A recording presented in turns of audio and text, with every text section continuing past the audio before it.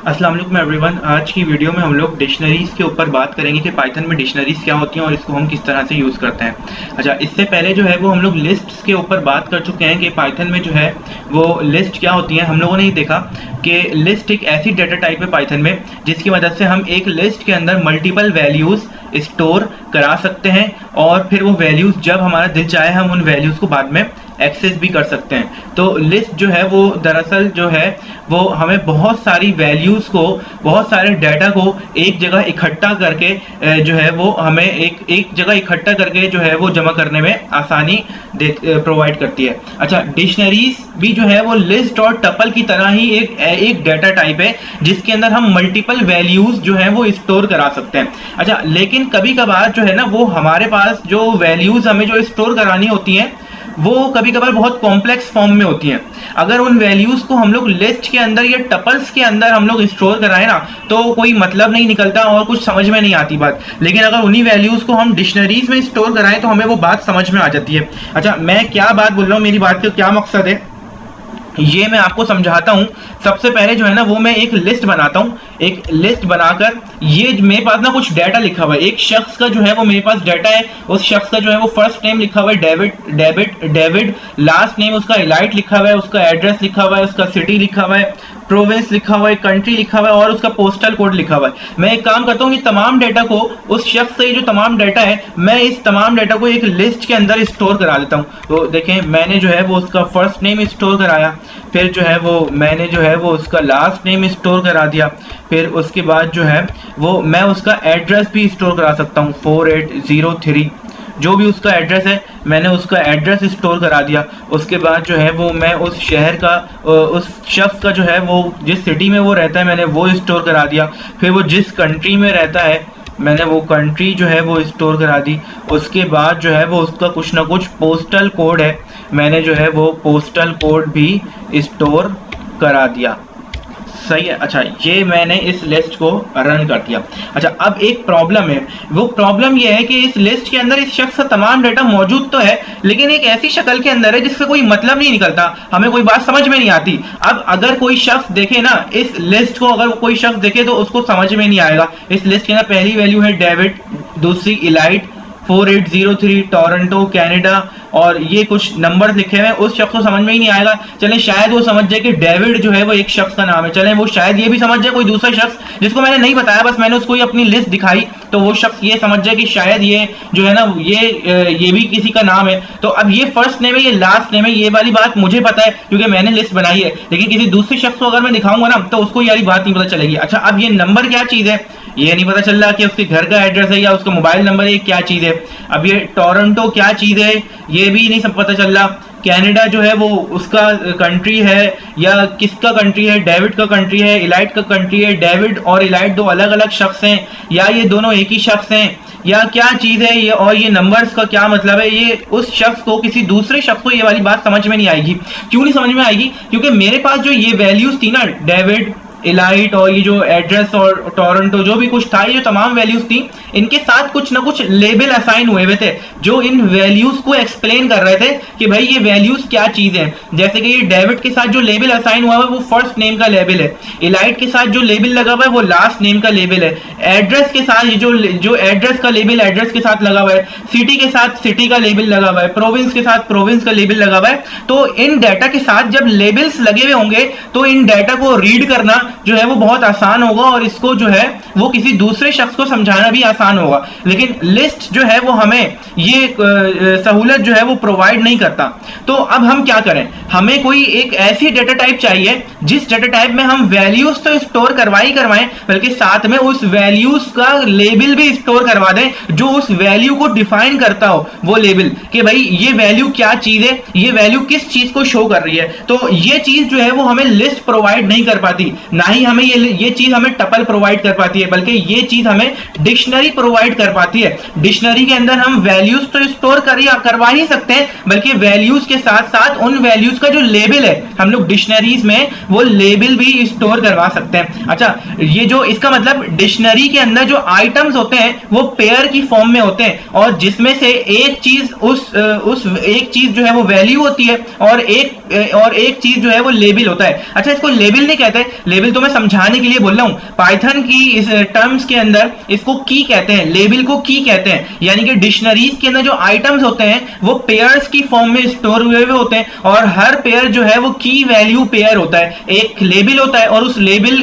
के साथ कुछ ना कुछ उसकी वैल्यू होती है, यानी कि एक की होती है और उस की कुछ ना कुछ वैल्यू होती है। तो अब देखें इस डेटा को मैं डिक्शनरी में कितने आसान तरीके से स्टोर करवा पाऊंगा। तो मैंने बोला, एक मैंने डिक्शनरी बनाई माई डेक, मैं एक डिक्शनरी का नाम रखा, उसके बाद असाइनमेंट ऑपरेटर लगाया, उसके बाद डिक्शनरी को असाइन करने के लिए हम लोग कर्ली ब्रैकेट्स जो हैं वो हम लोग यूज करते हैं। उसके बाद अब मुझे फर्स्ट आइटम लिखना है। अच्छा, आइटम का मतलब की भी होगी और उसके ना वैल्यू, की का मतलब लेबल, की भी होगी और वैल्यू भी होगी। तो अब देखें मैं किस तरह से लिखूंगा फर्स्ट आइटम। सबसे पहले मुझे की लिखनी पड़ेगी कि भाई जो वैल्यू आप लिखने जा रहे हैं उसका लेबल क्या है, उसकी की क्या है।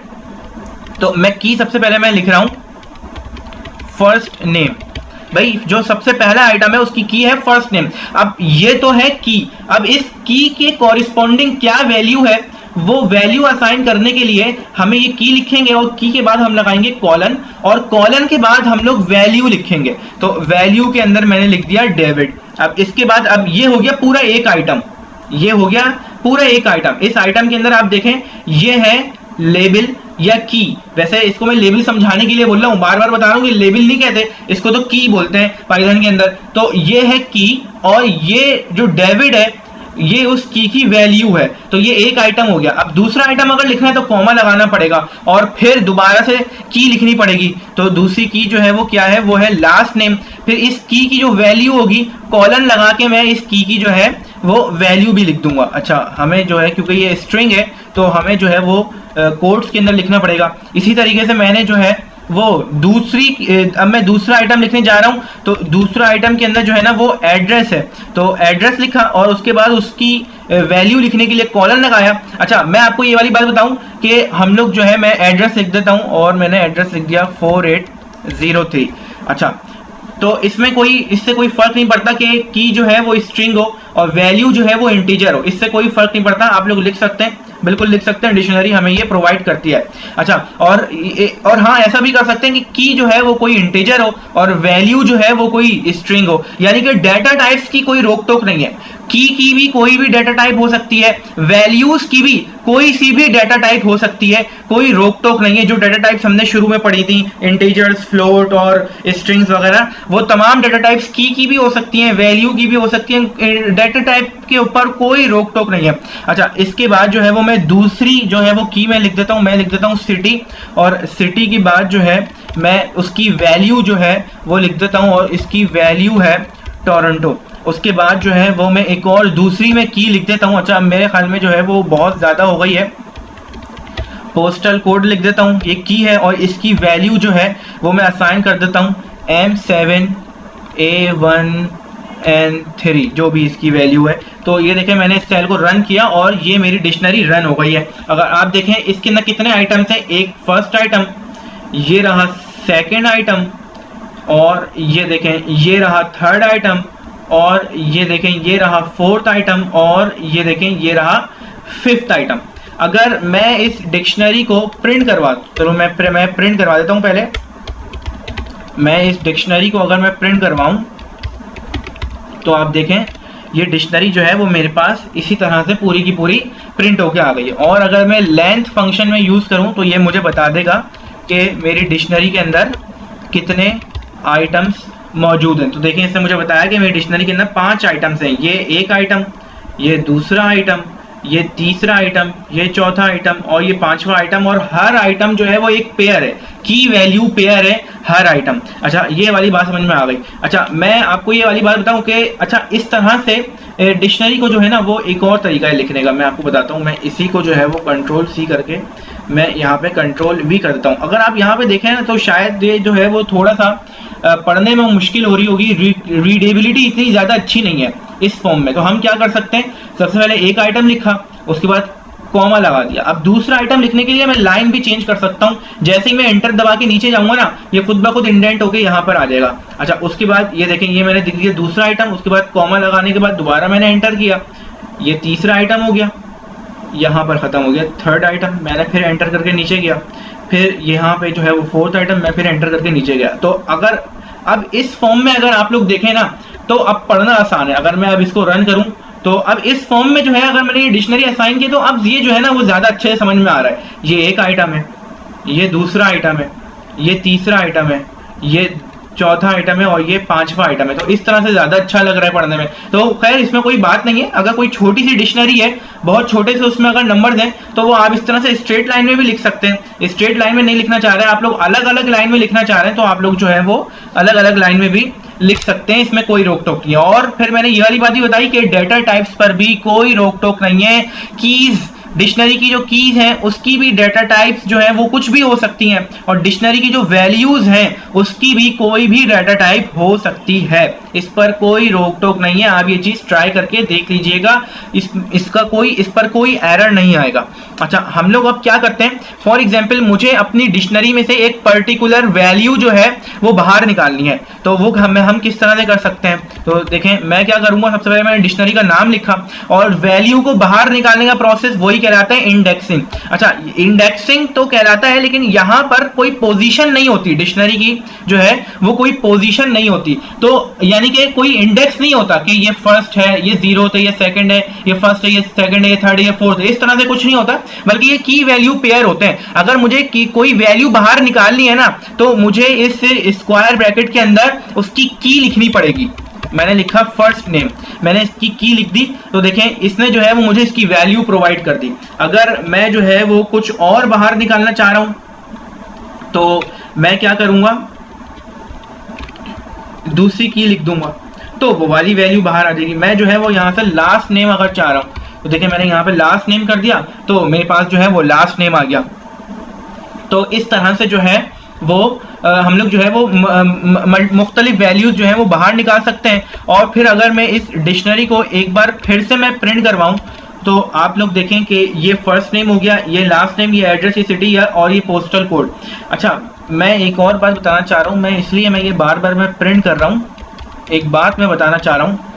अच्छा, बहरहाल वो चीज़ अभी हो नहीं रही है यहाँ पर, लेकिन मैं आपको ऐसे ही बता देता हूँ। वो बात मैं आपको ये बताना चाह रहा हूँ कि हमारे पास जो लिस्ट होती है ना, लिस्ट के अंदर क्या होता है, हम जिस ऑर्डर में जो वैल्यूज उस लिस्ट के अंदर स्टोर कराते हैं वो वैल्यूज उसी ऑर्डर के अंदर स्टोर रहती हैं। मेमोरी के अंदर भी वो वैल्यूज उसी ऑर्डर में जाके स्टोर हो जाती हैं, जबकि डिक्शनरी में ऐसा नहीं है। डिक्शनरी में क्या होता है, हम लोग जिस भी ऑर्डर से वैल्यूज जो है वो डिक्शनरी में स्टोर कराएं, जरूरी नहीं है कि वो मेमोरी में भी वो वैल्यूज उसी ऑर्डर से स्टोर हुई भी होंगी। इसका मतलब अगर मैंने सबसे पहले अपनी डिक्शनरी में फर्स्ट नेम जो है वो स्टोर कराया था तो जरूरी नहीं है कि मेमोरी के फर्स्ट स्लॉट में जो है वो फर्स्ट नेम डेविड ही स्टोर हुआ होगा, देन सेकंड स्लॉट में जो है वो लास्ट नेम इलाइड स्टोर हुआ होगा, देन मेमोरी के थर्ड स्लॉट में एड्रेस ऑफ 4803 स्टोर हुआ होगा। ऐसा कुछ नहीं है, ये जो है वो सीक्वेंस डाटा नहीं होता। फिर मैं बताऊं कि डिक्शनरी का जो डाटा होता है वो एक सीक्वेंस डाटा नहीं होता, जबकि लिस्ट और टपल्स का जो डाटा होता है वो एक सीक्वेंस्ड डाटा होता है। तभी उन लिस्ट और टपल्स में से जो वैल्यूज हम बाहर निकालते हैं वो हम इंडेक्सिंग के थ्रू बाहर निकाल सकते हैं, क्योंकि वो एक सीक्वेंस डाटा होता है। यानी कि अगर किसी वैल्यू की पोजीशन 0 है तो हमेशा उसकी पोजीशन 0 ही रहेगी, जबकि डिक्शनरी में ऐसा नहीं है, उसकी पोजीशन चेंज भी हो सकती है। तो हो सकता है कि जब आप अगर इस प्रोग्राम को रन करें तो आपका जो सिस्टम है, जिस ऑर्डर में मैंने तो इस ऑर्डर में जो है ना वो ये डिक्शनरी असाइन की थी, तो हो सकता है आप जब प्रिंट करवाएं ना डिक्शनरी तो आपका सिस्टम जो है वो इसी ऑर्डर में वापस रिटर्न ना करे इस डिक्शनरी को, बल्कि किसी और ऑर्डर में रिटर्न करे। यानी कि आपने सबसे पहले फर्स्ट नेम डेविड असाइन किया था, तो हो सकता है जब आप प्रिंट करवाएं तो सबसे पहले फर्स्ट नेम डेविड ना लिखा हुआ है, बल्कि जो है वो ये वाला आइटम पहले आ जाए और ये वाला आइटम जो है वो बाद में आए। ऐसा भी हो सकता है, क्योंकि ये सीक्वेंस डाटा नहीं होता। ये सिर्फ और सिर्फ डिक्शनरी में जो डाटा स्टोर होता है ये की वैल्यू पेयर में स्टोर होता है। हमें इससे गर्ज ही नहीं है हमारा डाटा सीक्वेंस हो या हमारा डाटा सीक्वेंस ना हो, हमें इससे कोई गर्ज ही नहीं है, क्योंकि अब जो हमारी वैल्यूज है अब उन वैल्यूज पर लेबल असाइन हो चुका है, अब उन वैल्यूज पर कीज असाइन हो चुकी हैं। तो अब हमें इससे कोई गर्ज नहीं रहनी चाहिए कि आया हमारा डाटा सीक्वेंस डाटा है या हमारा डाटा जो है वो सीक्वेंस डाटा नहीं है। अच्छा, मैं फॉर एग्जांपल ये मैंने डिक्शनरी असाइन करवाई, फिर मुझे बाद में याद आया कि मैं इस डिक्शनरी के अंदर कोई वैल्यू, एक और वैल्यू मुझे ऐड करानी थी, वो वैल्यू मैं ऐड कराना भूल गया। मैं फॉर एग्जांपल मैं कंट्री कैनेडा, ये वाला आइटम भी जो है वो मुझे इस डिक्शनरी में जो है वो स्टोर कराना था और मैं ये वाला आइटम स्टोर कराना भूल गया, तो ये कैसे होगा? तो इसका मतलब मैं अपने डिक्शनरी में कोई आइटम ऐड कर रहा हूं, तो मुझे क्या करना पड़ेगा? मुझे सबसे पहले डिक्शनरी का नेम लिखना पड़ेगा, और जैसे डिक्शनरी का नेम लिखूंगा उसके बाद स्क्वायर ब्रैकेट्स लगाऊंगा, और जो आइटम स्टोर कराने जा रहा हूं, जाहिर सी बात है आइटम की एक की होगी और एक वैल्यू होगी, जो भी आपको उस आइटम की रखनी है उस की को इस स्क्वायर ब्रैकेट्स में लिख दें। तो मुझे उस आइटम की रखनी है कंट्री, और जो वैल्यू रखनी है असाइनमेंट करके उसको वैल्यू असाइन कर दीजिए। तो देखें मैंने जो है ये वैल्यू भी असाइन कर दी, और अगर अब मैं डिक्शनरी कॉल करूं तो अब आप देखें, अब इसके अंदर जो है वो एंड में अब आप देख सकते हैं कंट्री कनाडा भी लिखा आ रहा है, first name last name address city postal और कंट्री भी इसमें लिखा आ रहा है। बार बार बोल रहा हूं, ऐसा जरूरी नहीं है कि जो चीज आप एंड में ऐड कराएं वो एंड में लिखी हुई आए, ऐसा कोई जरूरी नहीं है। ये स्ट्रक्चर डाटा नहीं, ये जो है वो सीक्वेंस डाटा नहीं होता। डिक्शनरी में जो डाटा स्टोर होता है वो एक सीक्वेंस डाटा नहीं होता। अच्छा, इसके बाद जो है वो मैं जो है वो डेल स्टेटमेंट, हाँ मैं डेल स्टेटमेंट का बता देता हूँ। मैं फॉर एग्जाम्पल जो है अपनी जो मेरी डिक्शनरी है, मैं उस डिक्शनरी में से कोई एक आइटम जो है वो मैं रिमूव करना चाह रहा हूं, तो मैं डेल स्टेटमेंट यूज करूंगा। मैं फॉर एग्जांपल मैं अपनी डिक्शनरी में से जो है वो ये पोस्टल रिमूव करना चाह रहा हूं, तो मैं क्या करूंगा? डेल लिखूंगा, उसके बाद जो है वो मैं डिक्शनरी का नेम लिखूंगा। डिक्शनरी का नेम लिखने के बाद मुझे क्या करना पड़ेगा? वो की दे देनी पड़ेगी उस आइटम की जो आइटम आप डिलीट करवाना चाह रहे हैं। तो मैंने जो है वो ये देखें, ये मैंने की प्रोवाइड कर दी। तो मैं इस स्टेटमेंट को मैंने रन किया और दोबारा से मैंने डिक्शनरी कॉल की, तो अब आप देखें इस डिक्शनरी में जो है वो पोस्टल जो है वो रिमूव हो चुका है। अच्छा, अगर कोई वैल्यू आप मॉडिफाई करना चाह रहे हैं, फॉर एग्जांपल जो है वो आप ये एड्रेस आपने गलत लिख दिया, आप इस एड्रेस को जो है वो मॉडिफाई करना चाह रहे हैं, तो मैंने बोला माई डेट, और उसके बाद जो है आप एक काम करें, आप जो है वो ये लिखें, इसको बोलें एड्रेस, और इसको मॉडिफाई करना चाह रहे हैं तो सिंपली आप इसको ओवरराइट करा दें। आपको 4803 नहीं लिखना था, बल्कि आपको 4903 लिखना था, तो आप लिख दें यहाँ पे 4903 और इसको रन कर दें। तो और फिर अगर आप देखें डिक्शनरी को अगर आप कॉल करवाएं तो अब एड्रेस चेंज होके 4803 की जगह अब एड्रेस चेंज होके 4903 आ चुका है।